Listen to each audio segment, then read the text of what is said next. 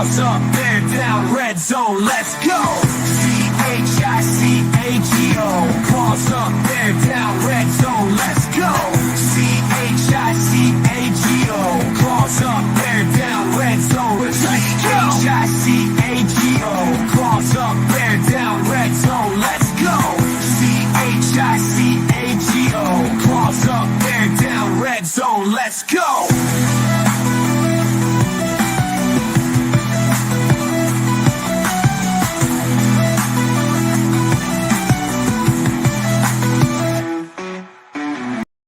Oh man, welcome back, guys. Welcome in. Sorry for my delay today. That was my bad. I couldn't get it changed with where I was.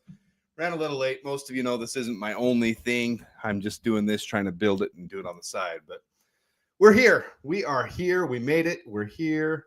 And I'm excited to go over this one because I have more optimism than I think most of Bears fan base right now. I really do. I think this fan base is stuck in that cycle, that eternal gloom of frustration because we feel the negativity right now. A losing streak will do that. So it's not like this is, it can't blame anyone for feeling bad right now. It's completely normal to feel bad about what's going on.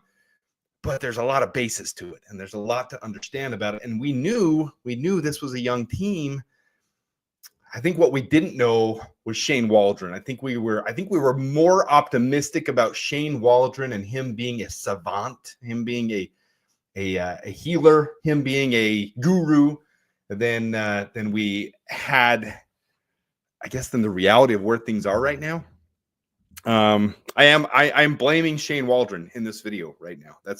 I'm not going to hide that. I questioned it when we hired him. This is the Bears versus Patriots preview. We'll get into all the stuff, where they rank, how they match up against each other, signings, injury reports, offense versus defense. We'll get into all that, just like we do. As most of you know, I've replaced my Free Talk Tuesday with a weekly preview of the game during the season. So welcome in, Reese Reed. Welcome in, Fishing 702, Relentless Mikey. I know some of you guys might have been here earlier, a half hour earlier, because I had this scheduled for 4 o'clock my time. I could not break away, and I couldn't change the time online until I got home. I got here. I changed it as fast as I could to 4:30. I apologize for that. So I do think things land. Creighton, what's up, man? I think things land squarely on Shane Waldron at this point. Now, I get it. Matt Eberflus, Ryan Poles hired him. I get that, but I do think Ryan Poles, if you guys remember, he was handicapped by the McCaskies. They said you can only hire A, B, C, or D. Hiring Flus, I think, was the correct call. Now, don't crucify me over that, guys. There's going to be some hate in the comments over that one comment, but we've allowed the least points, the fourth least points in the league. Where our defense, for the most part, this last game didn't hold up as well, but we're holding up on defense. Our offense just isn't clicking. And when you see Drake May even starting later and getting going as a rookie, when you see Jaden Daniels doing what he's doing as a rookie, and you say, well, Caleb Williams was supposed to be generational. What the heck? Well, we said this when Shane Waldron was hired. We said, well, he was the perfect fit for Justin Fields, for an established quarterback that doesn't need the rookie mentoring. This is something Shane Waldron wasn't proven at. He worked with Geno Smith, and it worked really well there. But this was the unproven, and I think there's some issues there. I think he needs to do some adapting, even from his boldness. We know that the players had to come to him and request a player meeting to be able to get some things changed, and apparently that worked a little bit. And now they've had to have another one and another one. Then you get the players criticizing. There's some issues there, but I did like. In fact, I should pull that up.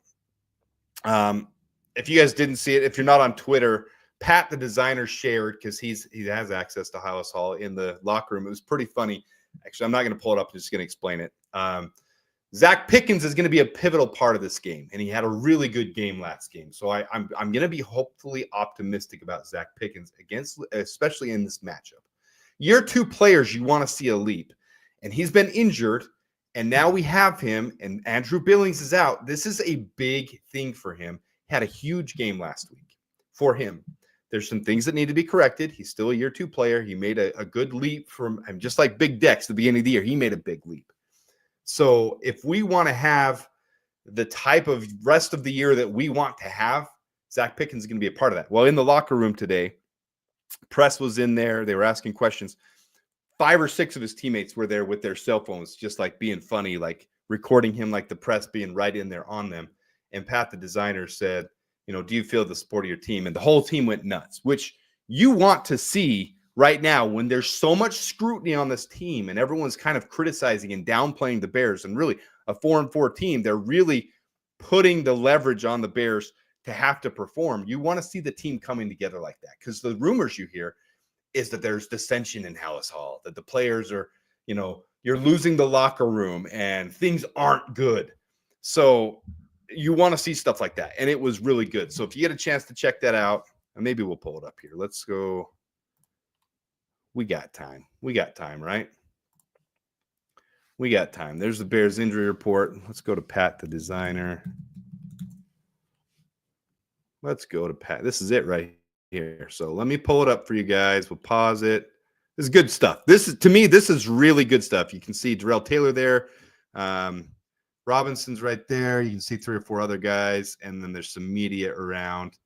So this is a good thing. Let's widen this out. Make sure the sound is on, and we'll play it.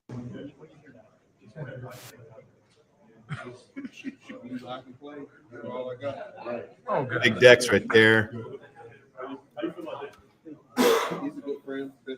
How you feel about rushing stars? You just acquired him 2 weeks ago. We just want to know what you think about him. Good guy. Brings a lot to the table. A lot of emotions. We don't know what we're going to get out of him, but we love him. How much do you feel like your teammates got your back?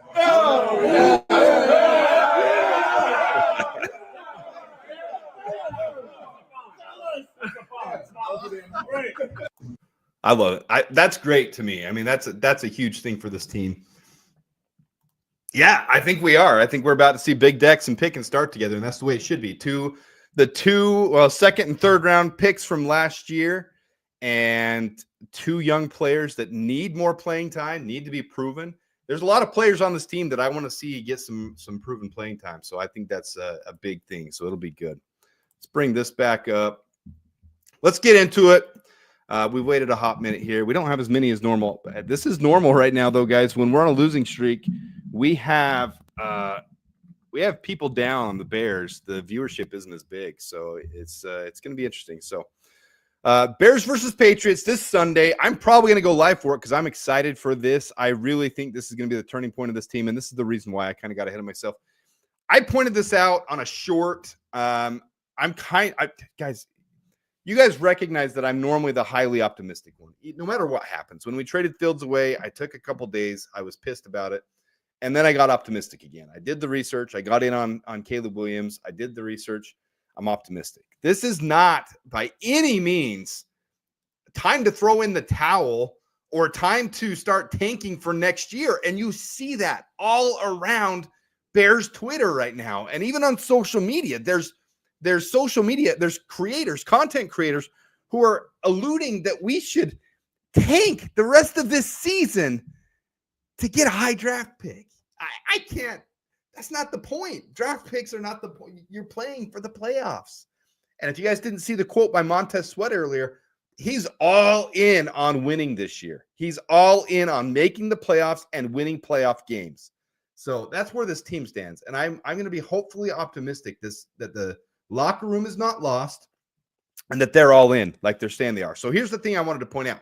I pointed this out on a short, on a YouTube short, and it got a little bit of backlash. I mean, there's a lot of people that don't want to see the Bears succeed the rest of this year, but I really think this is a huge opportunity. I went to that LA game right there where we won. We had a 2-game lose streak right before it, and I remember going there. People were really down on the team. Most people thought we would lose the game to LA. And I remember feeling like, no, this is a matchup we are going to win. And we're at home. We're 4-0 at home. And granted, one of those is on the road. So we're really 3-0 at home, 1 on the road that's a home site for us, and then 0-4 on the road. But look at this blue box right here, guys. We have 3 games in a row, and I don't care who they're against. This should obviously be a layup win for this next game against the Patriots.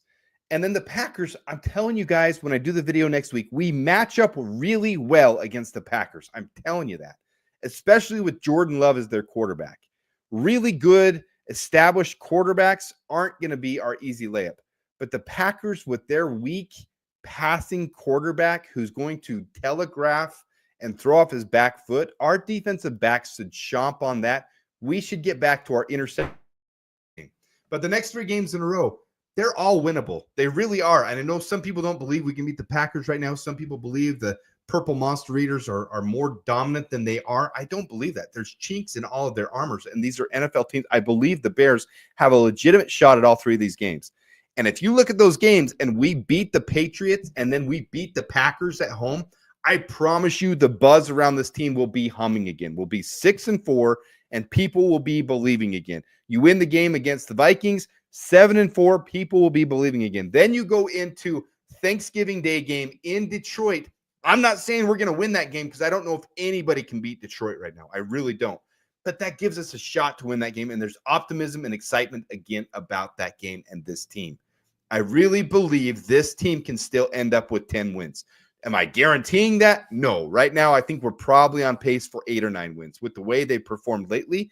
But all it takes is getting out of a little tiny funk, and we're back at it. We're back in this, and then we're making a run for it. We have a shot, and especially with all 6 divisional games left, starting with the Packers on the 17th, then the Vikings, then the Lions, and then a non-divisional game, and then 2 divisional games, non-divisional, and then finishing with a divisional game. If we run the table, that's not going to happen. I'm not trying to be that kind of homer. But if we run the table, we make the playoffs on the divisional games. If we go 4-2 in the division, we probably make the playoffs. If we go 3-3, there's still an okay shot that we make the playoffs. We have to beat the Patriots. We'd have to beat the Seahawks, and we'd have to beat the Niners. But there's a shot at all of that. So this season is not by any means gone. So I don't want anybody to think that.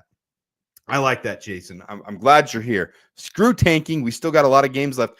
And even if we only make the first round of the playoffs and then we have an exit, there's nothing that boosts the morale of a young team with most of the players coming back. Almost every player, I've gone over that. I'm going to do another salary cap video, another contract video, and show you guys where we stand.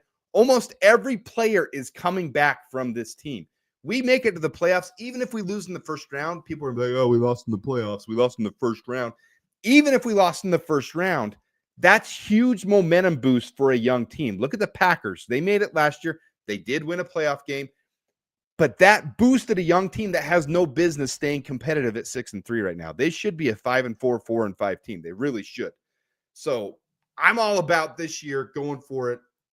And I think you're right, CJG. There's a lot of people that are looking too much into stuff. And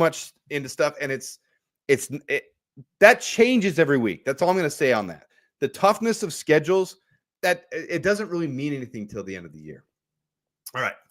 So how do we match up? Let's look first at the injuries. Let's look at the transactions. There are some transactions that have happened this week that a lot of people aren't aware of. Down at the bottom, let me move me to the side. At the bottom there, you see was yesterday or last week, we signed a lineman, Austin Peasants. I didn't even bring it up because there's literally a 0% chance of him being elevated to the active roster, offensive lineman.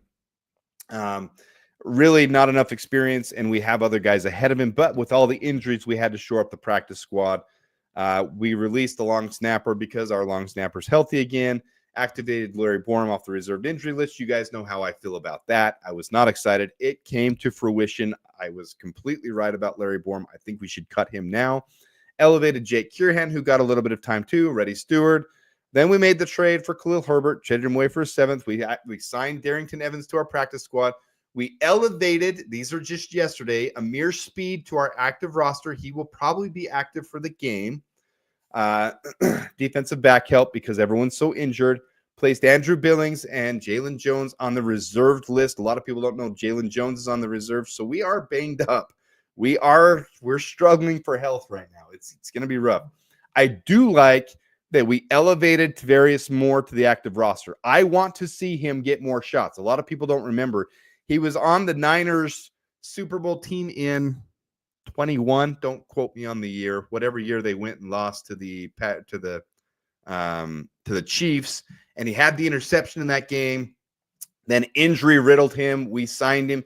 I'm really excited to see what we can get out of Tavarius Moore. So there's some players like Tavarius Moore, like Zach Pickens, that I want to see get the reps in these games, especially where we match up so well against the New England Patriots. And then we signed defensive back JT Woods to the practice squad. Again, another depth piece. I don't see him ever making the active roster. He's not like Tavarius Moore, who was on the practice squad. Tavarius Moore is a legitimate guy that I would like to see get some reps in the 53-man roster. He probably won't play a ton in the game. There's other guys ahead of him, obviously, but it's good to know what's going on with the team. All right. Here is, I'm going to make this huge. Here's our injury list. I think a lot of people already see this. Did not participate are the scary ones. The impact players especially. Kieran Amagaji not playing at all makes it frustrating for depth. I am excited to see Braxton Jones. Excuse me, I got to take a sip. Got a frog in my throat. I like seeing Braxton Jones especially participating limited because that gives a shot for this weekend. Darnell Wright out again is frustrating. I'm going to show you what I think we probably should do if one of those guys doesn't get fully healthy. I had it as Darnell Wright when I created this, not healthy, and Braxton Jones being the unhealthy one. Well, I'll show you in a second. Kyler Gordon limited again. Looks like he should be coming back. Noah Sewell out. Mercedes Lewis is a non. It's his rest. He gets rest every week. But Tevin Jenkins fully participating. That's good. Ryan Bates fully participating. That's good. And that gives us the option to be able to move some of these guys over where we need them. No big injuries by the Patriots. Kyle Duggar, don't know if he'll go this week or not, but that's kind of the biggest one. He's their safety. The rest of them are full or limited. So they've got a lot on their list, but I don't think they're nearly as banged up as we are. So here's kind of where we stack up. Let's get right into it. I like to keep this thing right around a half hour, so I'm going to get into it. We stack up very, very, very, very, very well against the Patriots. There's no rhyme or reason we should lose this game. I know we got a bitter taste in our mouth. I know that people are worried just because we lost the last two games that we'll lose this game. This is not a game we're going to lose. They just lost to the Titans, and there's no way we should lose to the Patriots. If we lose to the Patriots, I do think Shane Waldron is sacked because it's not going to be because of the defense. Matt Eberflus's defense is going to show up in this game, absolutely. So on the offensive side, this is what Caleb gets to face in this game. The Patriots defense has only had 8 takeaways on the year in 9 games. That is extremely low. It's last in the league. 6th most yards allowed against them, 361.4 yards per game. 10th most points against, 217. Huge opportunity to get on their scoring ways. Generated the 6th fewest pressures. So their defense has allowed this or generated the 6th fewest pressures, 57 total in 9 games. 5th lowest pressure percentage, 18.4% of plays, and 4th fewest sacks, only 16 in 9 games. So they are down at the bottom of the totem pole. Even our banged up offensive line should be able to handle them. All right, Jeff, I'm going to be more interactive tonight because we have the time for it. Chicago is telling me some same garbage about Caleb's dad and Post calling Flus incompetent and Waldron a moron and Poles an idiot. Said it's on TV there. I said fake news, right? Look, when there's turmoil, when you go on a losing streak, especially on games where we all said we probably should win at least one of those 2 games and probably both of those games, you're going to get this. You're going to get this negative backlash. You're going to get that stuff. I don't agree with it. I still think Flus, he's allowed the 4th fewest points in the league this year. Our defense has been stout. That is Flus. Now, hiring Shane Waldron, I said at the time, that was a move for keeping Justin Fields. So if we weren't keeping Justin Fields, why did we do it? We probably should have hired Cliff Kingsbury. That's become apparent. I wish we had a crystal ball. I wish they had a crystal ball. But they seem to be going for a cultural thing. Shane Waldron even seemed when he first got here a little bit out of place. Like, oh, I don't know what I'm doing. I'm going to let the team lead the team. I don't know how to direct this thing. I'm not trying to be completely disrespectful to him, but he did seem kind of like a little bit of an oaf. Like he didn't know what he was doing. So I'm going to give him time. I'm hard on them right now, but this thing could flip so fast. This thing could really flip so fast, and we could be in a good position real soon. So offensively, we stack up really well against their defense. Okay, that's step number one. Our offensive line, not in a good spot. You see, we've dropped all the way down to 23rd. We have an 82.9 rating, and that puts us right in line with previous years. Last week, if you look at the bottom there on the left, week 9 versus the Cardinals was our worst week yet. We allowed 20 pressures and 6 sacks. Absolutely terrible. Terrible. Just terrible. It dropped us down to that 82.9. We were around 85, which is right up here in the, if we would have maintained that 16-ish range, we'd be right up around 16. But now we've regressed back to where we were in years past. So Caleb Williams is dealing with the exact same thing Justin Fields was dealing with. Exact same thing. Only difference is Justin Fields had 3 years in the league. Caleb Williams is a rookie. Expecting your rookie to perform like a seasoned pro, like a Pat Mahomes, when he hasn't had the opportunity to develop yet, we've seen what he can do. We saw what he did against Carolina and Jacksonville. Even traveling all the way across the pond, he put up one of the highest weeks of any quarterback in the league for accuracy and efficiency for that game. He looked really, really good. That being said, if we can't protect him, he's not going to be able to develop. So there's absolutely concern there.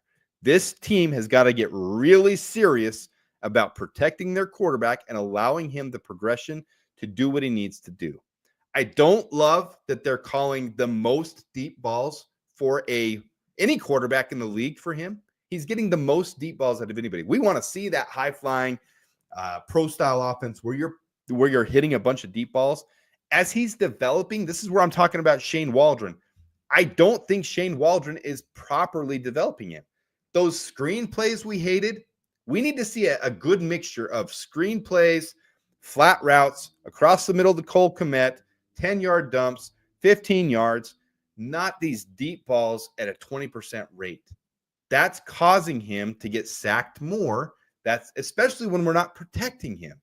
He's got to be able to hit the early targets. There's many progressions where you see where he could hit Cole Kmet, and they're coaching him up to hit deep balls.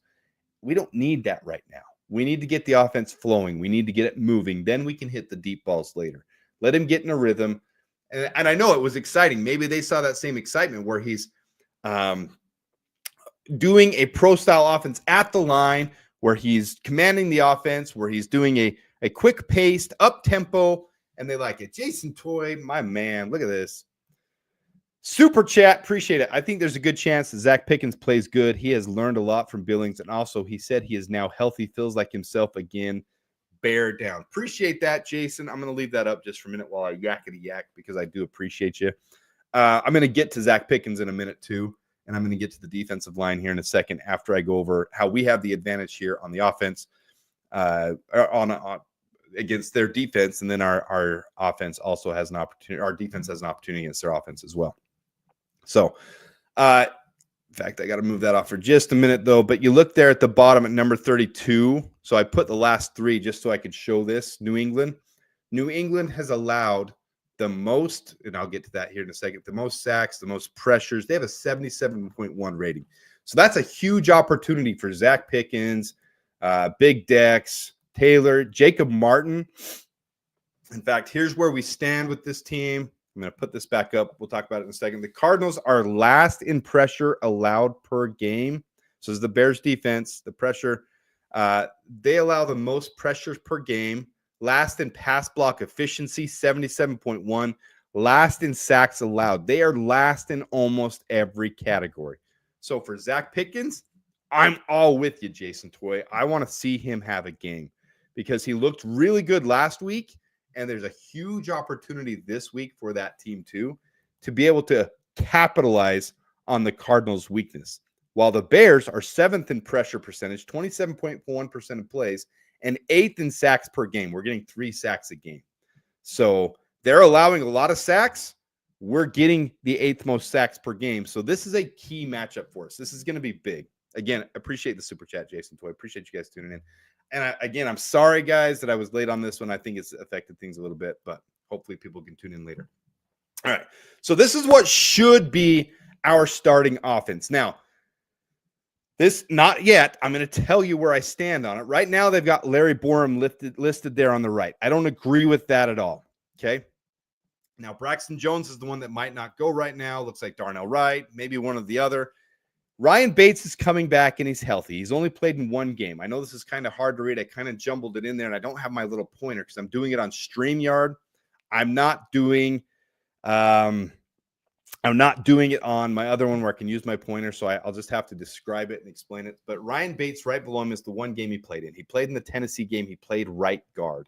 That's where he's played most of his career, is guard. He's played a little bit of center last year, which is why we liked his versatility.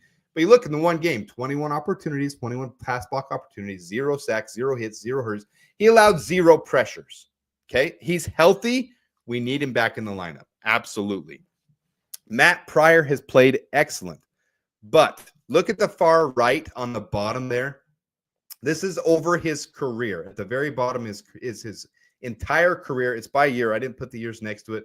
Obviously, the top line is this year, 373 snaps at right guard, 49 at left guard, 1 at left tackle.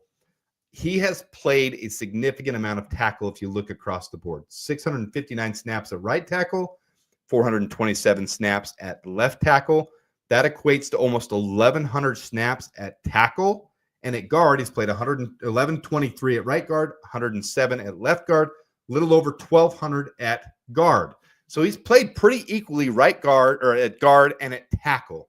He's a big boy. He's 6'7", 332. If Braxton Jones or Darnell Wright can't go, this Larry Borum crap has got to go. Allowed 3 sacks last week. That was half the sacks that our team allowed. He allowed 7 pressures. The team allowed 20. I want both Matt Pryor and Ryan Bates playing, but this is how I would do if I was putting them in. I would shift Matt Pryor over to right tackle or left tackle if Braxton Jones is the one that can't go. And then whether Braxton or Darnell Wright are the ones that can go, they can play the other one. Matt Pryor is built for tackle. He just hasn't played he's played better at guard than tackle. But in an emergency, he's way better than Larry Borum. And this is the game to do it against a weak Patriots defense. And then you shift Ryan Bates in. Tevin Jenkins is healthy again. And Coleman Shelton. A lot of people are still crapping on Coleman Shelton. Coleman Shelton is the 10th best graded center out of 36 centers in the league. I don't have a problem with Coleman Shelton at all. I've made that known on this channel. A lot of people still don't believe it. Our wide receivers are a little bit concerning, but mostly because our quarterback hasn't had the time or hasn't had proper coaching to fix it. But this is what I want to see. I want to see this lineup on our offensive line to be able to give them a chance. And if we can limit those pressures, to under 10 in this game, he's going to have a true opportunity to show off his arm and get that confidence back and feel good again. And I like it. So I'm not checking out the chat. I'm going to look at it. All right, we'll hit some of this stuff. Here's the thing, and take note, Bears fans and Adam Mason. Poles built this team with trenches last. He still hasn't finished this team. Now, last year with Billings and Sweat, we saw the D make the jump. Last game, we saw what it was like without them. I agree, but also last game is also offensive line. I think if our offensive line didn't have all the injuries we had, it's both trenches on both sides, and I agree. And that was one of the biggest frustrations of me during the haul. It's not that I don't like Caleb Williams. I got into defending Justin Fields, and that came off as attacking Caleb. And I did. I'll be honest. I attacked Caleb because I didn't understand. And the media did such a good job of shoving the negative down our throat. But once, you guys know on this channel, once I looked into Caleb by mid-April, I was all on board with Caleb. I knew we were drafting him, and I loved his character. I loved everything I was seeing. I think he can be a great quarterback. But just like you said, Baloney, without proper trenches, he's not going to have the opportunity. He'll be the 61 grade quarterback, which is not going to be your elite quarterback. It's going to be your average to just below average quarterback in the league. We got to have protection for him. So I really want to see this lineup. This is what I want to see this week. Braxton Jones, Tevin Jenkins, Coleman Shelton, Ryan Bates, and Matt Pryor. That, I think, might be the best lineup we've had all year. Now, I like Darnell Wright. He wasn't a 10th overall pick right tackle. He wasn't. He's not showing that. Maybe it's the injuries. And maybe once he gets completely healthy, it'll be just like you guys are saying about Zach Pickens. He can come back and show the big bear mentality they had in college. And I look forward to that. I'm not bashing on him. He's shown signs of being a really great right tackle. This year has not been living up to that. And it might be the injuries that he's been playing through and playing up with. So I like the fact that he can sit out this game if Braxton Jones is ready to go. But if it's the other way around and Braxton Jones can't go and Darnell Wright has to go, then Matt Pryor moved to the other side. I just want to see this lineup for the offensive line. That's what I would like to see. And I think we absolutely need to focus on it next year. As much as we want the premium picks and we want the wide receivers and the running backs and the Gentrys, the Heisman Trophy winners, we want those guys. We have got to focus on the offensive and defensive line. First round pick, the Carolina pick, our own pick, the third round pick. If we get a comp pick in the third round, all 5 of those should be focused. Maybe safety needs to be one of those, but all 5 of those picks should be focused on the trenches, because we have got to shore up this team if we want Caleb to develop, if we want these receivers to have a shot, and to move forward with the defensive line as well. So, all right, so there's the offensive line, who I think should be starting there. And then as we move to the defense, they've got Zach Pickens and Dominic Robinson together. I don't like the idea of Dominic Robinson just because we started him last time. This team is hotter on Dominic Robinson than I am. I'm not high on Dominic Robinson. I'll leave that there just for a second. This is off PFF. This is their grades for where guys are right now. And I've said it all year, and I hadn't even looked at this screen. TJ Edwards and Tremaine Edmonds are not playing coverage up to what they need to this year. I don't know what's going on with the coverage, but that's our biggest weakness, right across the middle, those 2 guys. When Jack Sanborn is in, he actually plays, and that's not what he's known for. Sanborn isn't known as the coverage guy. He's the hitter. He's the enforcer. He's laying the lumber. And both TJ Edwards, Tremaine Edmonds should be the guy with his long arms that is never allowing anything on the route running across the middle, and they're just out of play. They're late. They're late a lot this year, so they've got to get that fixed somehow. But it's not looked. That's been our biggest weakness. We're giving up 8-10-yard plays across the middle all year, probably more than any other team, and it's frustrating for me. But on the same note, our defensive line has overperformed where anybody thought they would overperform. Like, they've really been spectacular compared to where most places had us ranked as the 31st, 30th, 29th, 28th, 27th, really low on the totem pole for our defensive line. And we're not. We're average. We're middle of the pack, so they're doing a good job. All right, so here's the defensive line, and I'm doing it by defensive grade. And take these things with a grain of salt because you have to. Montez Sweat possibly out for this game, possibly back. All things indicate they've been making it sound like he's going to be out for the game. In fact, let's go back to the injury list. Where was Montez Sweat on this? Limited full participant. So maybe I haven't heard the updated news today. Maybe you guys have. If he's a full participant, he's probably going to be back, which is great. And that makes me happy. So let's go back to this, though. Montez Sweat, I love the fact that Jacob Martin is back. He played really well in this last game.